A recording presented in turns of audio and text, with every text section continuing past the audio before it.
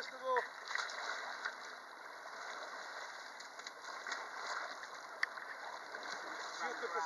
Good.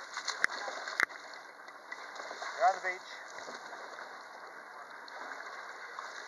Well, I'm hitting my bottom. Yeah. But, so if you knock them out that fast, then the judge doesn't even have to say anything, and they're just checking things off. But you have to call them? Huh? Do you have to call the name as you're doing it? No, I was just doing that myself. But on that level, and I've seen this in some of the Danish competitions, there's a mental component, because you have to stay focused and concentrate. If you forget something and move on to the next thing, you can't go back. So you've hurt yourself by forgetting a roll and losing the points on that. So you still have to stay focused on what you're doing. Well, back in the day, they didn't have that 30-minute time limit, and people would get out, they'd get a massage, they'd get hot soup. It could take an hour and a half for a single person. Yeah, and then there are some rolls on the list that don't typically happen in competitions for a variety of reasons. One is a roll with a hunting float. We have a big hunting float. It's tied on the wrong side of the boat. You capsize. You have to roll up, pulling it underneath the boat. And typically, because you need a big hunting float and you have to lash it into boats, not all boats are the same, that gets skipped. There's another one called walrus pull, where a line goes out the boat, is fastened into the deck line, run under the boat away, come back, and I take the three biggest guys I can find, you and you and you, and come here. He gets out there, he braces. When I say ready, they run up the beach. He's pulled in like this. The boat wants to flip like that. This is a hunting line entangled in a walrus, and the walrus is taking off, and your hunting float is attached, and you're being pulled through the water, and you've got to have your paddle down braced against this kind of an upset, and then the judge tells you, oh, far enough, and then it's there, or your paddle breaks, or some other things happen. And Lukiak used to cross himself before this one. Good Catholic. So we typically don't do that one. The other one that we don't do so much is paddling upside down for distance, and that's amusing. So, you want some nose clips? Pusluni, Paranak? Is it? Pusluni, Paranak? Yeah. Well, I'll do without nose clips. I'm not very good with it. There are guys who, if you count how many strokes of the paddle they're doing, they're up to 25 or 30 strokes. Wow. There's a trick to it. I just do it till I run out of air. And the trick to it is you rock your boat and let the paddle edge into the water on each stroke.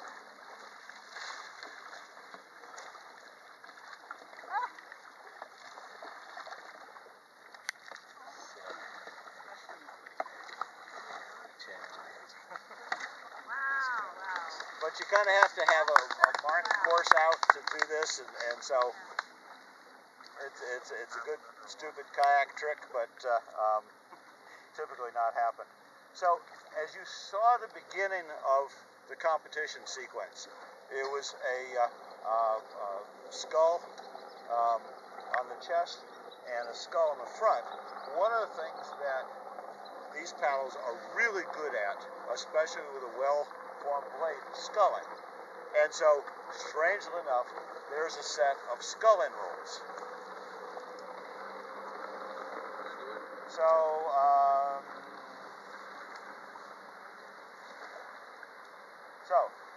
Masikut Aletzinek.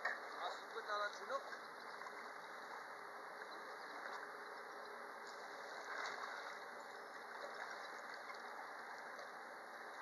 So he's just sculling to get it vertical.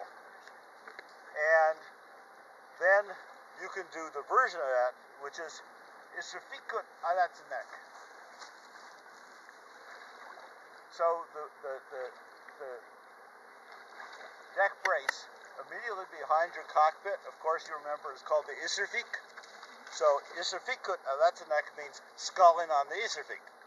You're learning how to do it. But then, of course, hey, let me hold your beer. You have Kanap Atatajit Ipinashnu. Put it underneath the boat.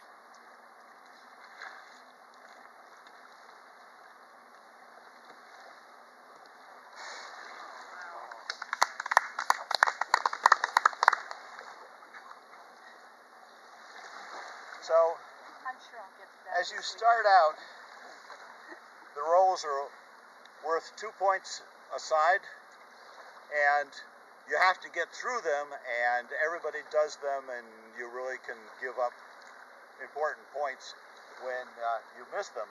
But you get down into the money parts, and they start to be worth 10 points a side, and so if you can then persevere and score some on the high end, that's where you really do well.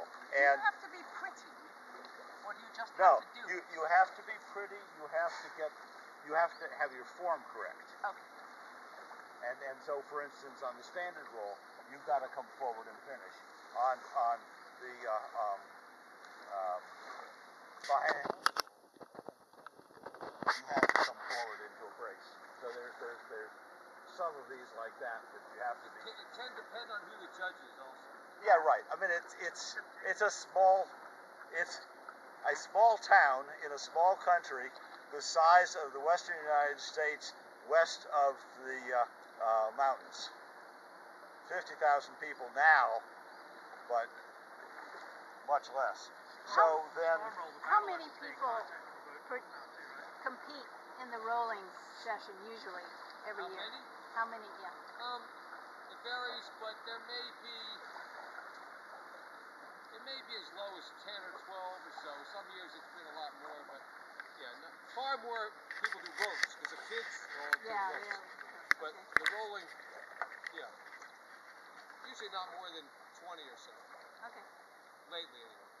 so we saw a bunch of the hand rolls of various sorts, but again, the challenge is in there, and so it's like, well, you got that hand even if it was all clenched with a fist or it had a big brick in it.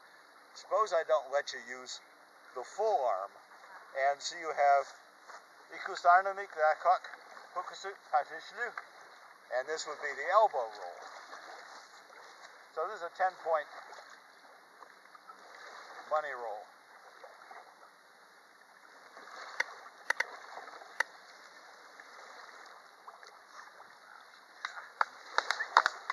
So now you get down to the ones that you don't do every day, and if you're going to be serious in a competition, you'll be out and practicing them.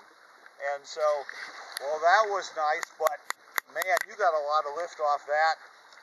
I want to see Tashlit Paratishlit Tianamrik, which is straight jacket. Now the trick on this one is he buttons his hands up like this. As he comes up, you can't see his hands start out like that. And so, here we're hexing him, and he hasn't practiced this. When was the last time you did this? 10 years. Yeah, okay. You did it at Sea Kayak, Georgia. Huh? You did it at Sea Kayak, I Georgia. attempted it. Didn't Yeah, you get? Did I do it for real? watch I think his you hands. did. I'm glad you think that. Okay. This is the, If that was in Greenland being judged, Okay. I'm the old man.